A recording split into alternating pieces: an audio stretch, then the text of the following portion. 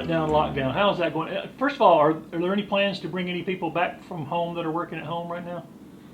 We've had some people that have been working at home have been coming back in, a trickle effect right now, and we're working towards an opening. We're still looking at things. Right now it's tentative for the 18th, but when you say opening, that's a misnomer because we've never been closed. Anderson County has been open every day. Did we reply to the governor's request to close boat ramps? Yes. Did we open them up when he said yes? So we've done things like that. But for the business, the general business of the county, we have never been closed and will not close. So, we may be opening some doors that have been closed, but so far not heard very much about anybody from the general public saying that they have been inconvenienced by this. And the parks are all open again. That certainly requires people to take care of them. Yeah, we're taking care of all the things we're supposed to take care of, so we're doing that. So, and we still have a whole lot of people who never worked from home. So we're getting there, but we want everybody to be safe, and not only the people who work here, but we also want the general public to be safe. And so that's been our primary responsibility and what we're trying to do. Has it? Well, let's first talk about county council. Any plans on a county council meeting? We'll probably have a county council meeting within the next 2 weeks.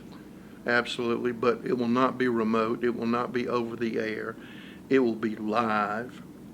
And I've been working with members of council on how we can do that to make sure that we maintain social distancing, not only for the council, but for people who would like to come to that meeting. So we're working that out right now. Would that mean having another location, or? Could be another location, could be outside under the trees. We don't know yet, but I want to make sure it's absolutely, positively safe for people to attend.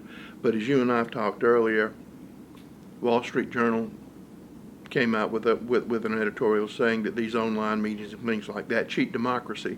The Post and Courier in Charleston came out with an editorial and said the same thing.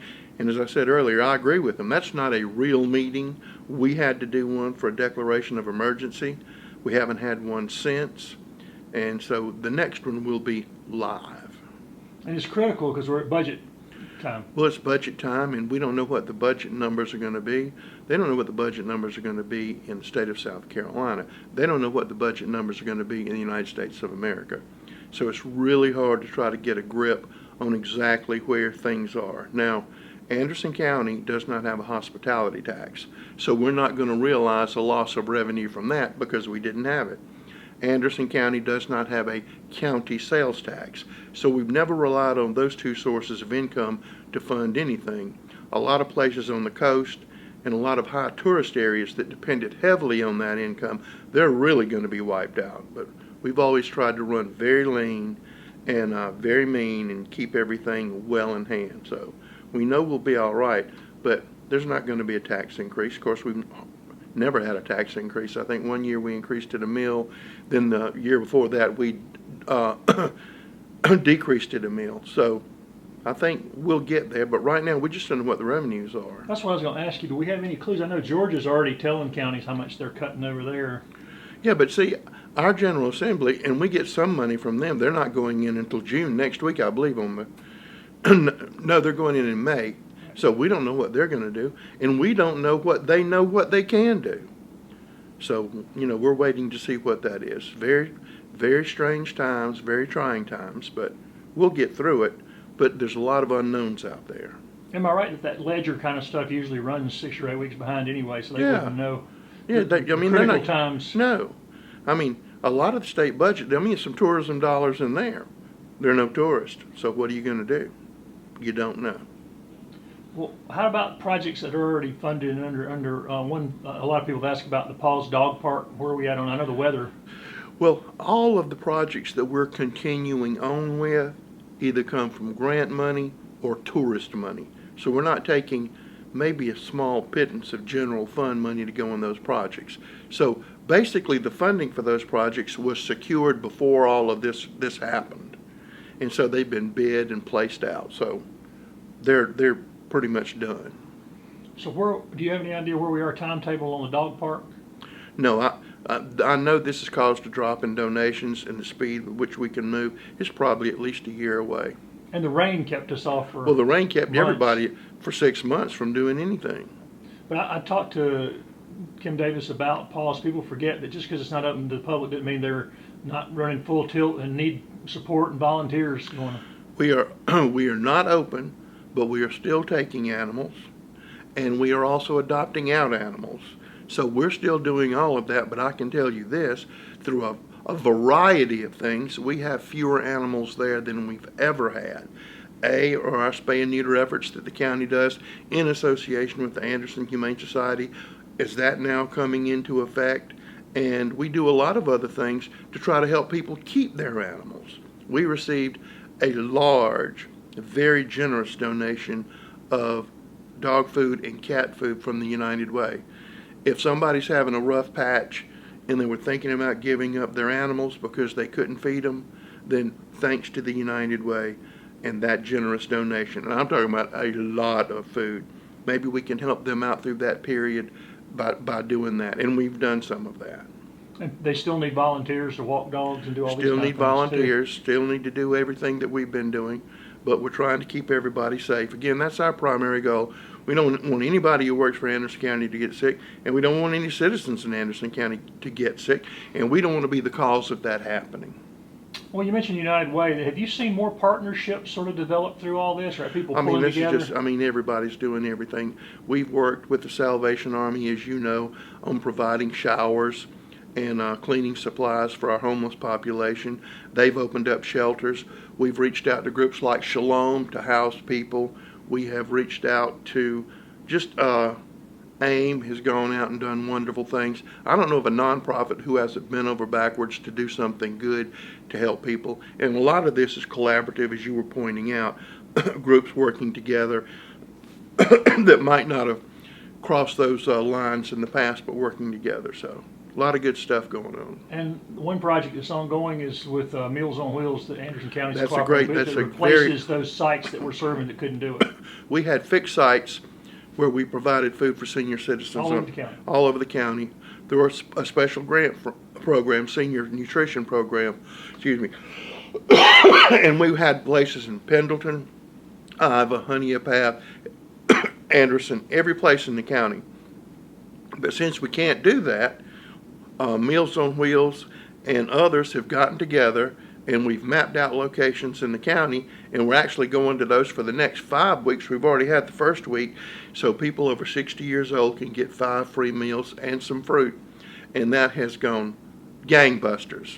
Lots of people all over the county getting that food, and we're happy to be part of that, assist with that, and it's just a great program. And they received a large contribution from Blue Cross Blue Shield, private benefactor out of their foundation, to pay for that to make it possible. And they're doing that all over the state. They kind of Well, they are doing it all over the state now. now, yeah. Yeah, we were one of the first to do it. We're already in the process. Yes. What about some of the big long-term things you and I have been talking about a long time? The Courthouse Square project, has it just been pretty much on hold? No, as a matter of fact, the developer and I were talking last week, but right now just trying to wait and see what everything is. What's the cost of money? We're not going to pay for it, but what's his cost of money? What are construction prices doing? All of those things go into combination. Do you build something for the sake of saying, look what we have, or do you still hold out that dream of doing something that's going to make a statement for the generations? And that's what we're holding out for. So there's not a timetable. You're just There's waiting not till a it's timetable. the right thing. We own that property, and we can own that property for 500 years. But we'd like something there, but it has to be exactly right. And council, kind of circling back around to them, they've been meeting on the budget and working on the budget all along here, and they've got to have a budget by the 15th of May. Is that correct? Well, we have to have a first reading preliminary budget. by the first meeting, but we are also looking at doing a continuing resolution, just like the state's doing and other people are doing. Again, just freezing everything in place, except those projects that have been completed. That won't be in the budget, but possibly doing that. So until maybe 3, 4, 5 months later, you can actually see what the revenue is and what you have to do with. So, again, you're trying to do a budget when you don't know what's what. And I know we update this every month, but what about the sewer cooperation with Pendleton and Clemson? Where is that standing? Still working on that. That's been slowed a little bit because of this, but The city of Clemson, as you know, their city administrator resigned and their public works guy resigned, so that kind of slowed that down. So getting the new characters introduced and working together on that, still moving along. And I guess our convenience centers are still slammed. They are slammed. Every day is Christmas at our convenience centers. There can't be anything left in people's garages. There can't be anything laying around the house because we've handled all of it. And our solid waste department always does a wonderful job. We have had to, as we talked, not take glass and not take aluminum cans because we're not getting any prisoners from the detention center who usually do the bulk of that sorting. Plus, we don't want prisoners to get sick. We don't want our people to get sick. So right now, we're taking plastic, cardboard, and mixed paper at our centers. And that's coming in very well. And a lot of people I know are saving up their aluminum cans. I know one person in particular who was fussed at yesterday for saving their aluminum cans by somebody. But I'm still saving those aluminum cans. And the Prickly Fingers Quilt Guild made masks for all the people. Prickly Fingers, they have just stepped up. They make quilts. They've swapped over to making masks, and they've been delivering them hand over fist. Glenn Brill's wife, Glenn Brill's our Parks, Recreation, and Tourism Manager, his wife, they just bring in masks all the time for us to give to different people in different departments. And our Quilts of Valor people who make the quilts who wrap the veterans, they have changed over to make masks, and they have been turning them out by the bushel. So Quilts of Valor and Prickly Fingers stepped right up, said, what can we do? Let's help. And they're just working. It's just great. But both of those groups do good stuff all the time. Where are we at on like road construction based on stuff we'd already planned? And Probably whenever we can have an ACTC meeting, we can let loose some of the construction projects. The states never stop their construction projects. We still have some that we're completing, but when they can meet and release some more new projects, that's when we'll have some more road paving going on along those lines. But those lists are on the website, the county's Absolutely. website. You can look, see what roads are you can look and scheduled see to be every day. You can worked check on. the status of those roads. And we've had, I think I talked to Holt, we've had to delay that big fancy train that makes the roads as it goes until another time. Yep. Because that was actually done before this because of the weather. Yes. What about the sign on 85 coming in from Georgia? Is that? It's up. I think we may have just a tad more, a couple of more bushes to put there. Already heard a lot of wonderful things, a little more clearing over there. So that means coming in from the north and coming in from the south. You know you're in Anderson County. Then, as money becomes available, and that's when it becomes available, we will be marking the other locations into Anderson County. And updating a lot of the signage, because some of the signage in some of the places is really dated when you look at it. And we do have a sign shop, and now we're able to get and take care of some of that stuff. So yes. Katie's folks over at the voter registration group here in the county have been working hard because the primaries are going on right ahead, and they've opened up some extra places for people to vote. You need to check that out very carefully, but thanks to our legislative delegation, registration, and elections, that we're going to have additional places where you can go cast your absentee ballots. 3 locations, you can check their website, check ours. One of them's Powdersville, one of them's going to be in the Belton Honeypath area. And that's to make sure that people can vote during this coronavirus crisis. So instead of having to come down here and other things, there are going to be places in your neighborhood where you can actually go there and do that. We wanted to put many, many more. Hopefully later on we can do that. But this is just to make people feel safe and to exercise their rights. And speaking of feeling safe and exercising our rights, people need to be encouraged to fill out their census forms if they have. Oh, please. And right now, if you don't have anything to do, fill out your census report. That is very important. You always hear people say, well, the more people we have, the more money we get. Yeah, that's true. That's a true thing. That's a good thing. But I can't repeat this enough. It's one of the foundational documents of the United States of America to fill out a census. And do we want to lose representation? I mean, if you don't fill that thing out, this possibility, South Carolina could lose a congressional seat. We just got one. That's a very real possibility. If you live in a House district or a Senate district, South Carolina House or Senate district, how do you want those lines to be configured? This census will tell you how you're going to do that. County council lines, this census will tell you how to do that. If you don't show up and let them know you're there, then you're not going to be counted, and you won't be counted for another 10 years. And you mentioned this, I think it's $890 per person counted, and that's how much we lose per person missed.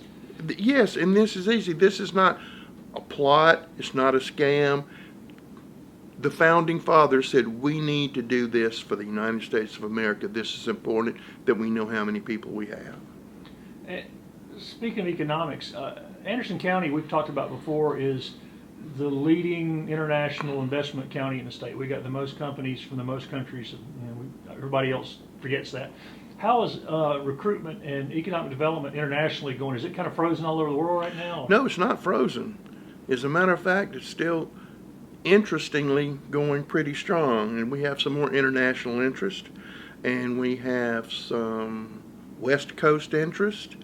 And with the big push because of the coronavirus, you're looking at more companies that want to come back, or are being given a carrot to come back, or being told, if you don't come back, we're not going to do business with you.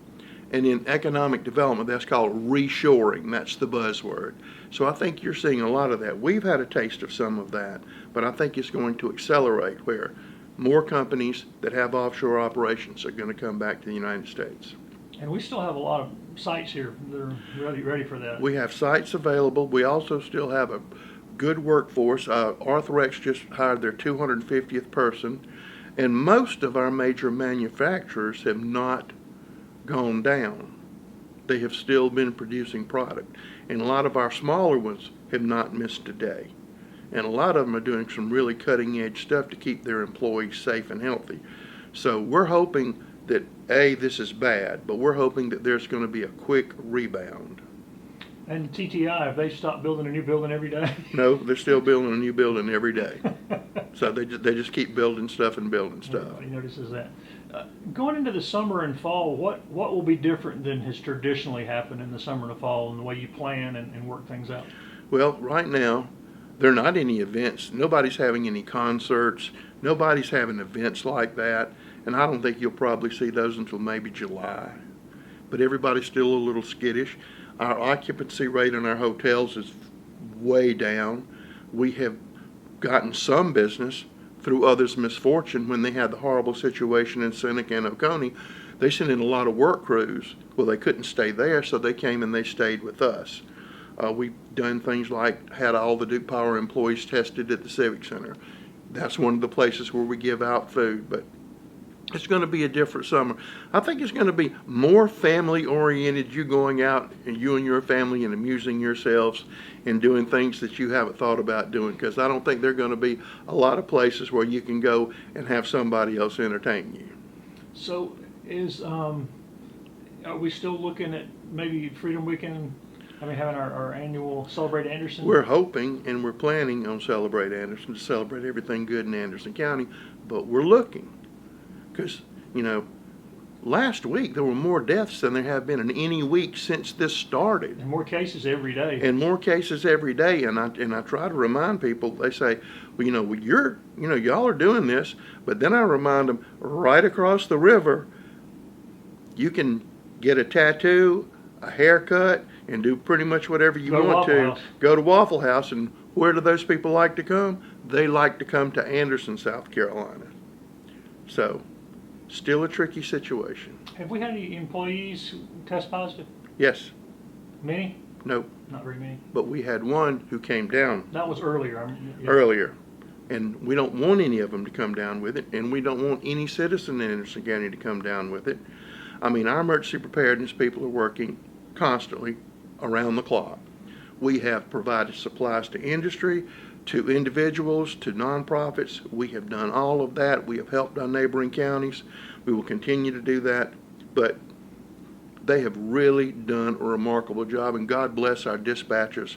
God bless them, because they have been not only answering fire and criminal calls and things like that under almost unbearable circumstances. And I don't want to forget this, but this is a corrections officer week, and we certainly want to thank our corrections officers who do a wonderful job here in Anderson County under difficult conditions, and we want to thank them very much for everything they do. And both the emergency folks and the other folks you're talking about had to split their time between what was already crisis to the 23 tornadoes that came through, and then another one came through the other night. And our people, they never miss a beat. They never miss a beat. David Baker, Josh Hawkins, or Shaggy as we like to call him, Mr. McAdams, the whole crew, Anita, and all the others who work there. But also, in order to do this, our IT department's been superior in backing people up and helping us make the transition in a lot of areas to do things. I mean, it's just so many good things going on. And they're doing a lot of new stuff with the sheriff's department with the IT too, with the A lot of- cameras and the body cameras. A lot of new stuff that we haven't done in the past to give all our officers body cameras. Took us a while to do it, but the reason it took us a while to do it because everybody wanted to sell us a body camera. And our sheriff's department was very particular on what they wanted and how they went about getting it and how they were going to begin that process. So that's well underway. And so, I mean, everything we have is in the process of being updated, modernized, looking at with different eyes. It seems like building is still continuing and construction Building is is going. still wide open. Refinancing is still wide open. People buying used cars, which I mentioned last time, is still going wide open. And we just hope we can get back to work pretty quick when all this stimulus money runs out, that we can get back to work and people can get on with their lives. I don't know if they will ever get on with their lives like they did before. People have a great capacity to forget tragedy and hardship, but I think this might have leave a little mark. Has the county learned some stuff that they'll be able to do better after this Yes. because of having to do things differently? Yeah, we learn something new every day on how we can do things different and better, but this has really been a concentrated thing on, yeah, do we need to do that? Can we do this? Look, we can do this remotely.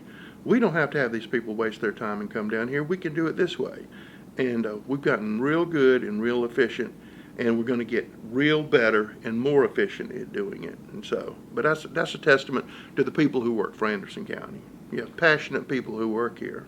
And circling back around to the events, if we can get Celebrate Anderson going, there should be a lot more entertainers looking for work because they've been out of work all. And they might be at a reduced price Yeah, too. they'll be battling to get stuff. They were trying to come back, but I mean, you know, That's the thing, you've got to plan though months in advance. So how Yeah. do you make those plans? I mean, Well, is there going to be an announcement at some point? yeah, but it's not going to be next month. I promise you that. Well, next month's June. I know, but it's not going to be then. I mean, you don't know. You don't know. You don't know if there's going to be a spike. I'm hoping there's not going to be a spike.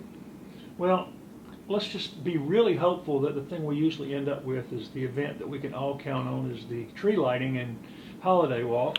Oh, If we're by going then, to light that tree. and going to light it early, We're going to light it like early. we did last time. Then let Yes. it go dark, and then Yes. have a for Thanksgiving. We're people. celebrating Jesus' birthday, On okay? Thanksgiving You can just weekend. write that down. That'll happen. And the tree is going to be bigger. It's growing right now. And you know, if my math's correct, we talked about last time. In 10 years, we'll be taller than the Rockefeller Center Yes. tree. Yes. So people have something to look forward to. No Yes. pollen. Yes. No heat. Yes. No virus, hopefully. Yes. But in the meantime, what can people do to keep up with what's going on, Rusty? Well, they can look at the Anderson Observer. They can go to any number of our websites that we have for the Civic Center, the county website. Always encourage people to look at channel 193 on Charter and all of the other platforms. I think you'll find a lot of good information. Streaming on anything. There's Streaming on streaming. anything. You can get it anywhere you want to. You can get it in Tibet. You can get it in Montserrat. I believe you can get it in Shangri-La. And we encourage people to go to it and look at it so you'll know what's going on in your county. And they'll see that things are still going on during all this if they Yes, they tune will. in, if they miss stuff. Yes. So, And if you turn it in, the odds are very, very good you're going to see a neighbor or their children or somebody you know doing something good. is there anything we hadn't talked about we can look forward to in June? I'm just looking forward to June. And maybe being a little bit warmer, and it would be nice if it wouldn't rain, and it'd be real nice if there were no tornadoes for a while. Our people need a chance to catch up, because when those tornadoes come, we're the ones out there cutting those trees, along with our wonderful volunteer firefighters and people like that. So just to catch up a little bit would be good. Looking for better days. Looking for better days.